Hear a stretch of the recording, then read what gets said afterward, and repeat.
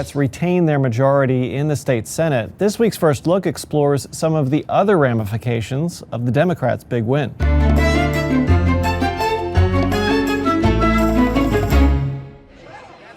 It was a study in contrast Saturday night, a joyous celebration at Stephanie Hansen's Democratic headquarters at the Odessa Fire Hall. That was a convincing victory. That was due to your work, but it was also due to this great candidate, the state senator from the 10th district, Stephanie Hansen. And there was a much more subdued scene at Metro Grill in Middletown, where Republicans hoped to see John Marino secure the first GOP Senate majority in 44 years. For Marino, the Democratic machine was too much to overcome. Obviously, we had a campaign on the other side that put $1 million into it and had the vice president running around knocking on doors. But listen, I feel great.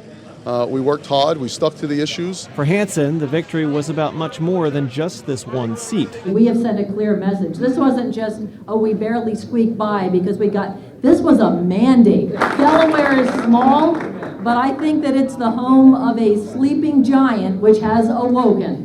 Former Vice President Joe Biden agreed, telling the crowd at Hansen headquarters Saturday night it's time to use this win as a model for a national movement to get Democrats elected. Good job. Now let's turn this into a national movement, not just The national influence in the race didn't sit well with Republican State Senator Greg Lavelle. Now, this particular campaign was outspent by $1 million. This wasn't a race between the Republicans and the Democrats in Delaware. This was a race by the Republicans in Delaware against the Democrat National Committee. The fact that they, again, had to throw all of that national money at this little race in blue Delaware, one of only 6 states where the Democrats control the governor in both chambers, shows that, again, the Democrats are in a little bit of a crisis. Despite narrowly missing their chance at winning the Senate majority, the GOP has come a long way in a very blue state. Back in 2008, we only had 5 members of the state Senate. And over the last 4 election cycles, we doubled that number to 10. That actually put us in this position. So I think our strategy's been working. And while it's not always successful, Copeland says that strategy will continue. To look for opportunistic places to take on Democrats, find really strong candidates and present them, and let the voters decide. Governor John Carney could be the big winner as the Senate stays in Democratic control. His nominee to lead the Delaware Department of Natural Resources and Environmental Control, Sean Garvin, wasn't voted on when the Senate was split 10-10 between parties in January. We've been working hard to get support for Sean Garvin. We think he's got the kind of experience and the kind of approach that we want. Even members of the Republican Party and in the Republican caucus down there, I've met with them, and Sean has as well. We'll continue to do that. This obviously makes it a little bit easier, yes.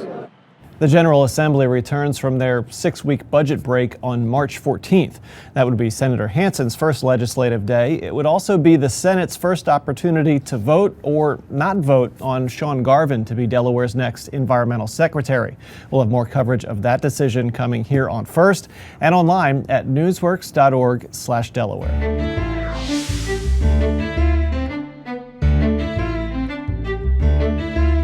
Let's pick up the conversation on State of Play with Steve Tanzer from DelawareLiberal.net. Steve, thanks for being here. My pleasure.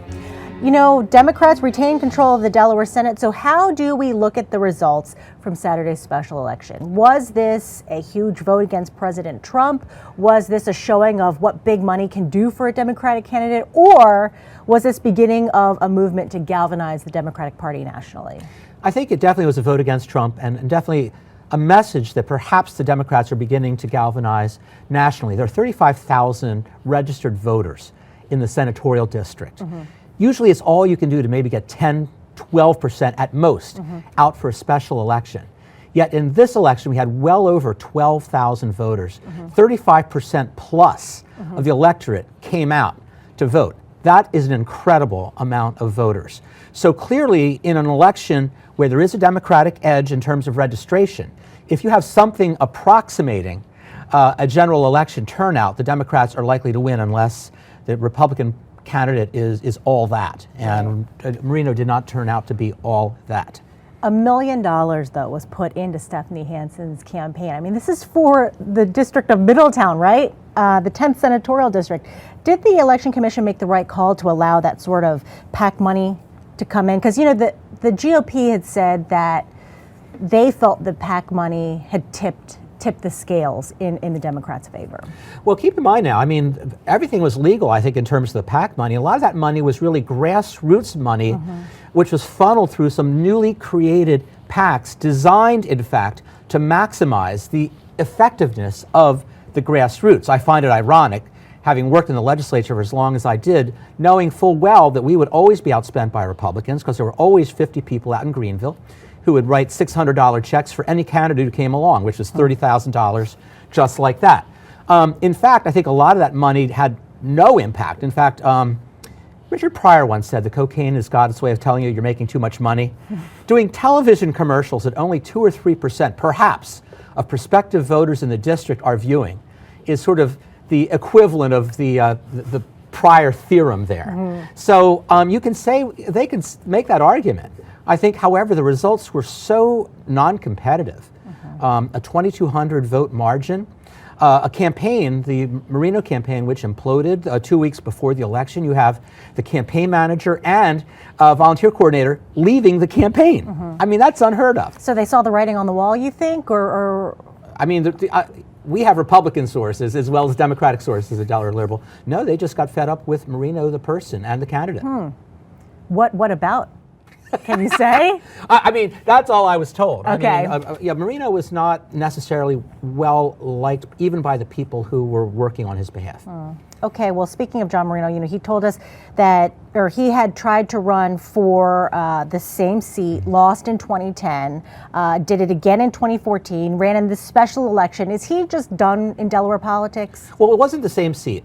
He ran for a representative seat back in 2010, and lost a close election to Rebecca Walker.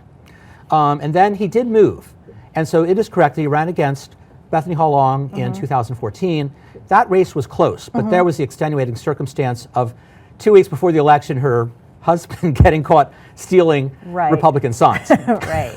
I mean, you never say never, but yes, I think so. And I certainly think that Republicans in particular will be looking for alternatives when positions open up in that general area.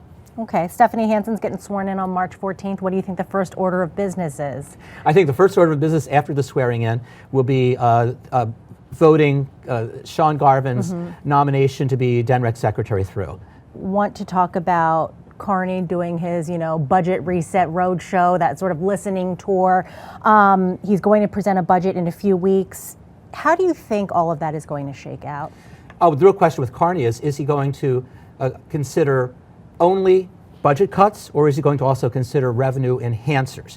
He's given off signals that he's not really interested in revenue enhancement, especially when it comes to a couple of tax breaks to tax Delaware's wealthiest, or those making the most money in Delaware. We have a flat tax in Delaware now for those making over $60,000 a year. Didn't always used to be the case. We had actually a very progressive tiered system, but over the years that became very much closed, so that now if you earn $60,000 a year, you pay the same percentage of tax as those earning over like $3 million a year. Wow. One possibility, which I hope he will do, and which his Secretary of State, Jeff Bullock, has said would be perfectly fine, is an increase in the corporate franchise tax. It's not going to drive businesses out of the state, according to the Secretary of State. It'll raise just about a third of what is needed to close the prospective gap that Carney is facing. And there's still the question about what's going to happen with the correctional officers following the whole Vaughn situation. There are areas where you're going to have to spend more money. I mean, this is a can that's been kicked down the road since the beginning of Ruth Ann Minter's second term. And it just can't be kicked down the road anymore. I mean, what are they going to do? I don't know, but clearly more funding is going to have to be, located to fund those things. They're going to be in courts again. I can guarantee you that it's kind of under a virtual lockdown in terms of information coming out of those courts now, out of those prisons now.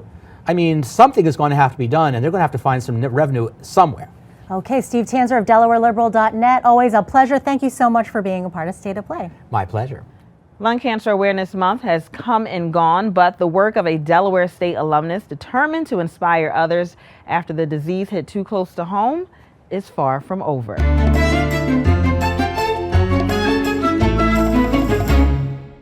Lung cancer is the #1 cancer killer of men and women in the United States.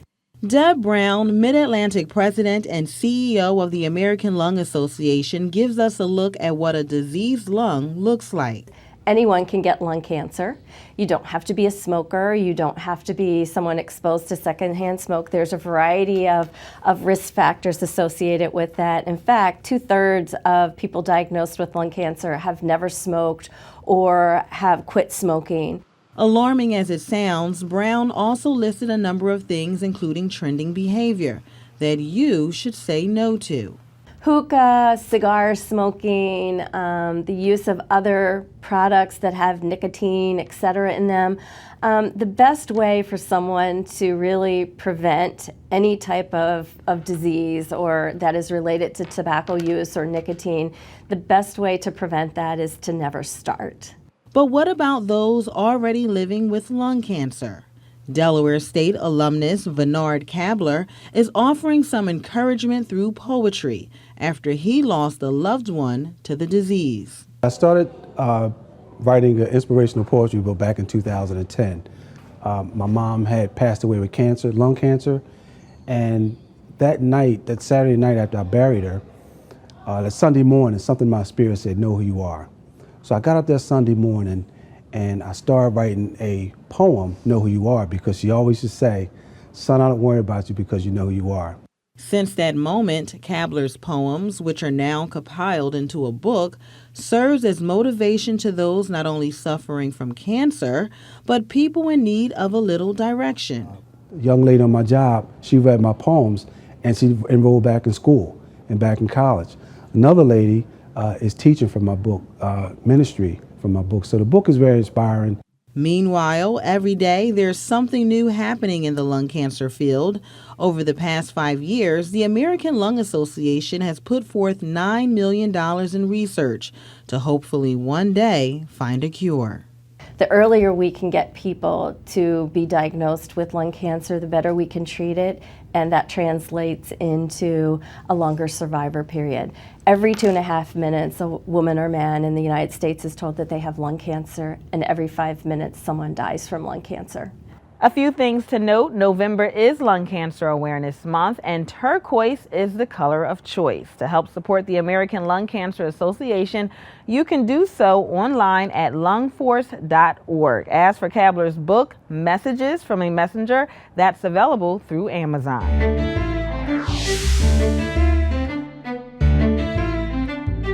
We're talking sports in this week's First Person, specifically the athletics department at the University of Delaware. We're joined by UD Athletic Director Christine Raywock and Danny Rocco, who was named UD's head football coach in December. Thanks to both of you for being here. Thank you. Appreciate it. Christine, it's been kind of a season of change for UD Athletics on a number of different teams. You joined the school last year. Talk a little bit about that transition for you personally into your role as AD. Yeah, so coming in mid-May was when I was officially announced. Obviously, one of the most important at the moment hires was Martin Inglesby, and moved quickly into that. And then as I began to learn and understand better the University of Delaware and what was happening and the opportunities to be excellent, it was something that I felt like it was an important thing for me to continue to do, is to accelerate that excellence across the board with all of our programs.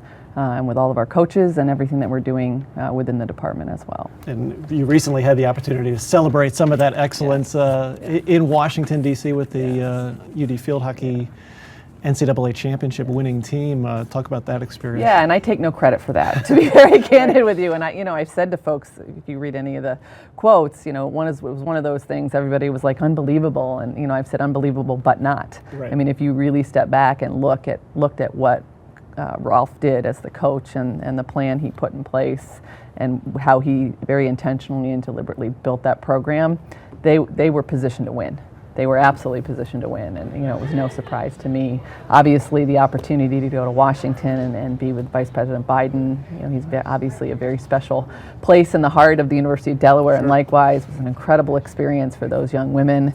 But the whole experience, that whole season, was pretty phenomenal, and every step of the way, there were the resiliency they showed, the learning, the experiences they had. I mean, again, it positioned them to win that national title, and again, it wasn't a surprise. And I think it also, just to speak to your last question too, demonstrated for many of our coaches what's possible here at the University of Delaware, and that is something that is exciting for the future. Well, that leads right to you, Coach Rocco. So hoping that rubs off a little bit on the football team. Welcome to Delaware. You're familiar with UD from being at Richmond, from the other side of the sidelines. Talk a little bit about how you've gotten up to speed in the last, I guess, 2 months now as football coach. Well, it's been really exciting for me and for our staff and for my family. We certainly are looking forward to the future here at Delaware. I really bought into a real clear vision for the future of the program. The University of Delaware football tradition is so rich and so deep. And I think right now our fan base is really looking for a winner. And I think they can really rally around the energy and the enthusiasm that we're going to bring. We've gotten tremendous support from our president, from our athletic director here with Chrissy.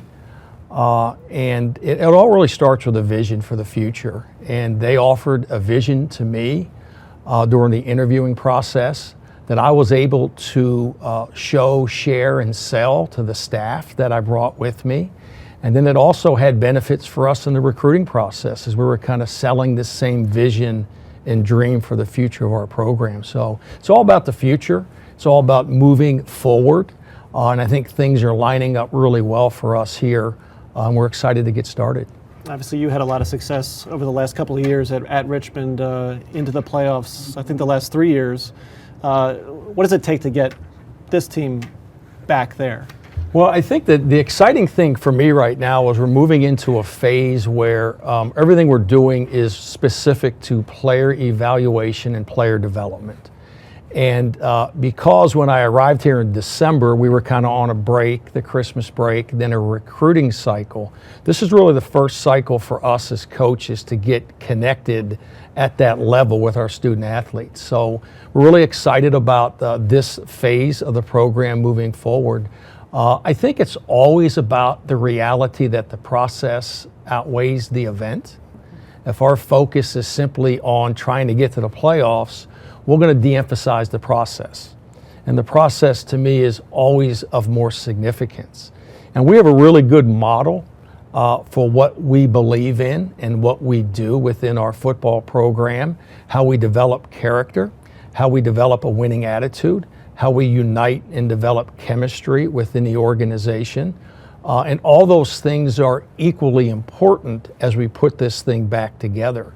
So I think at the end of the day, it's about the process. It's about getting the young people to buy into the messages that you have, and then being able to win consecutively days, stacking days of successful decisions and practices as we move forward. Richmond comes here in October. Is that a date you have circled on the calendar, or does it really matter? You're focused more on your side. Yeah, I really will not treat that game any differently than any other game on our schedule. I've been doing this 34 years. I've been blessed to have been at 12 different universities. I've coached in the National Football League. I've coached against my mentors. I've coached against my nephew. I've coached against family members. I mean, I've already coached against a team that I had been their head coach before when Richmond played Liberty. So I go back to my kind of default. Like, the process outweighs the event. Right. So I think that'll be a big day. It's a big day because it's two good CAA programs playing in what will be a very meaningful game. But we'll focus in on the things that you need to do to win games like that. And that's exactly what their coaches and their kids will focus in on when it comes that opportunity. Christine, the school has changed or tweaked, I guess, a little bit at the athletic donation fee for season ticket holders. Talk a little bit about the decision behind that and what the reaction's been. Yeah, sure. So when I came in, one of the things that I was really focused on, and I say this, listening, learning, and then leading. And as I talked to a variety of different constituencies, important ones to the University of Delaware, it was very apparent that particular event that happened was not necessarily the most positive one for our community. And as we evaluated and looked at it and realized, one of the things that's most important to us is the engagement and the support of our community.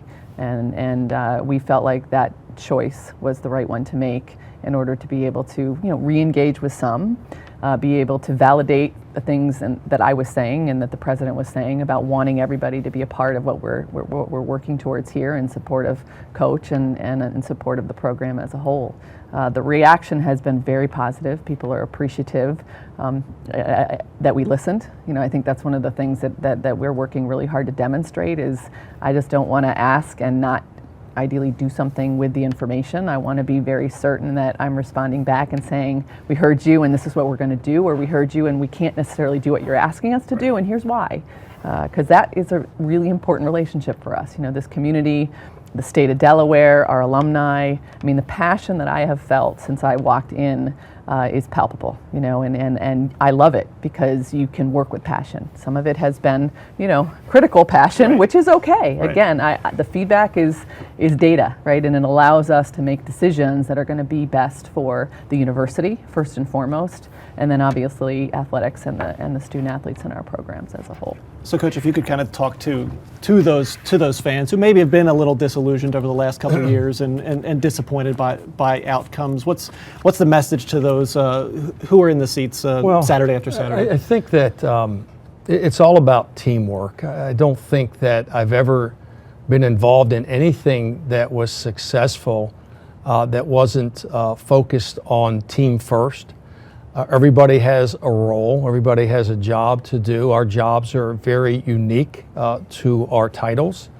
Chrissy's job description and her role is uniquely different than mine, but they're both very important.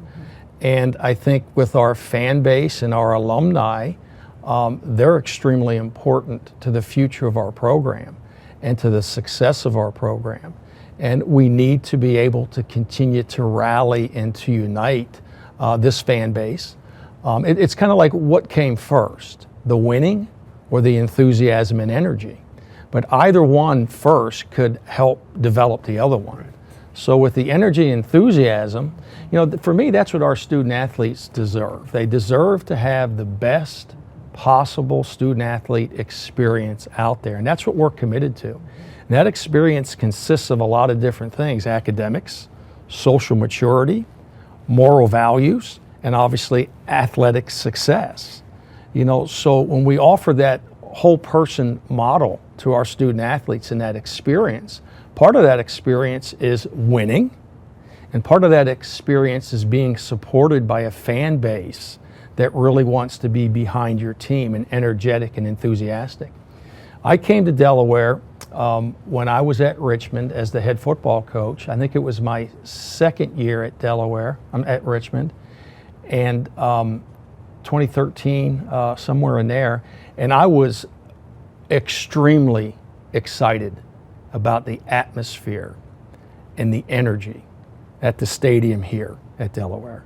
And as I went through that pregame ritual of mine, I kind of felt like this is the way college football needs to be.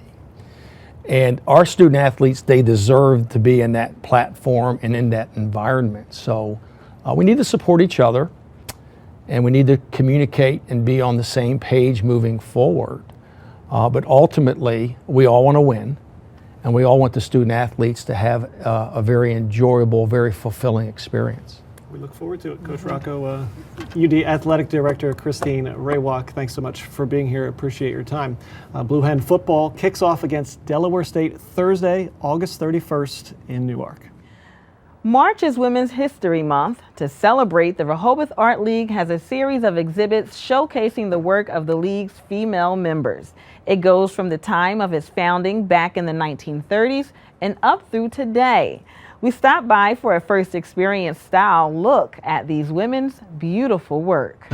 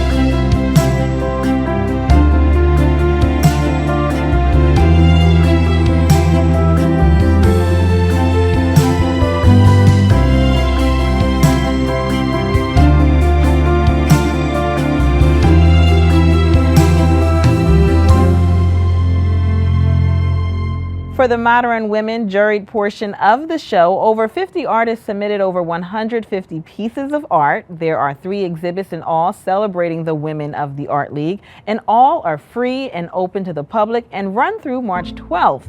You can get more information when you visit them on the web at RehobothArtLeague.org. And next week, we'll update a disagreement between New Jersey and Delaware over who should pay for an upgrade at the Salem nuclear power plant. And we'll talk about a program called Love Your Brown. The idea is to help women's self-esteem. And that is first for this week. As always, we thank you for watching. For Shirley Min and Nichelle Polston, I'm Mark Eichman. Have a great week.